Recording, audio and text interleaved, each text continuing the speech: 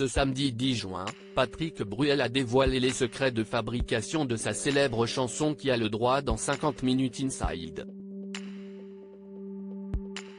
Le chanteur a évoqué le drame personnel qui a inspiré ce tube, qui a failli ne jamais voir le jour. À 64 ans, Patrick Bruel compte parmi les plus grandes stars de la chanson française. Casser la voix, place des grands hommes, je te le dis quand même. Le chanteur, qui jouera prochainement dans une série pour TF1, a sorti un nombre incalculable de tubes que plusieurs générations de Français connaissent par cœur.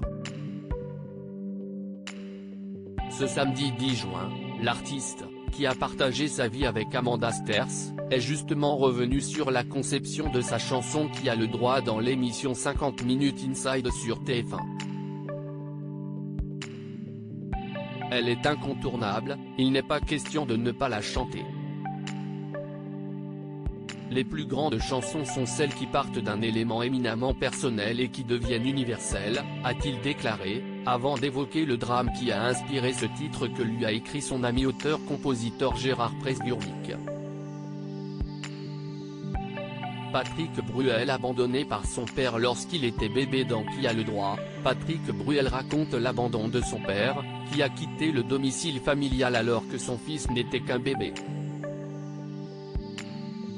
Je savais que c'était un poids pour lui, l'absence de son père, a expliqué Gérard Presburwick, qui a écrit le texte de cette chanson en seulement 3 heures. Je ne changerai pas une virgule de ce texte aujourd'hui, a de son côté confié Patrick Bruel, qui avait pourtant pris la décision de ne pas faire apparaître cette chanson sur son deuxième album intitulé Alors Regard et sorti en 1989. Une fois qu'elle est terminée d'être enregistrée, elle est tellement orchestrée que j'ai l'impression qu'elle perd de son ADN et qu'il y a quelque chose qui ne va pas. Elle ne me plaît pas, en fait. Et au dernier moment, je l'enlève.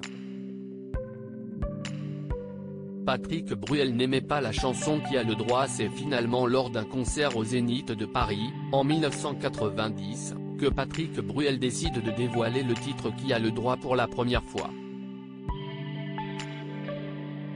Ma mère me dit, mais cette chanson, tu la chanteras jamais ? Puis, le concert avance et à la fin je me sens tellement bien que je me dis, tiens, je vais faire plaisir à ma maman et je vais chanter cette chanson, s'est-il souvenu.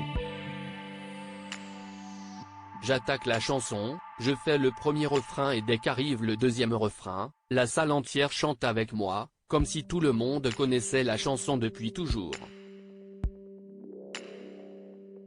Et là, je suis complètement ébahi, a conclu le chanteur, qui a donné naissance, ce jour-là, à l'un de ses plus grands classiques.